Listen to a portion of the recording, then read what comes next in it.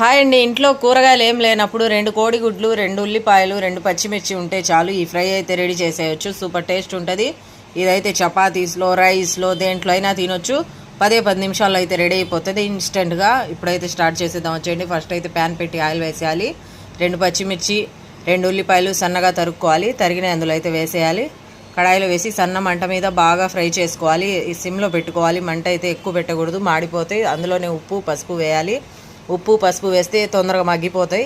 అవి మగ్గాక అయితే 2 కోడిగుడ్లు అందులోనే పగలగొట్టి వేసేయాలి. పగలగొట్టాక ఇదిగో ఈ రకంగా అయినప్పుడు కోడిగుడ్లు వేసేయాలి. నేను తక్కువ క్వాంటిటీ కాబట్టి 2 గుడ్లతో వేస్తున్నాను. ఎక్కువ క్వాంటిటీ ఉన్నప్పుడు ఎక్కువ ఉల్లిపాయలు, ఎక్కువ గుడ్లు వేసుకొని చేసుకోవచ్చు. సూపర్ టేస్ట్ ఉంటుంది ఇది.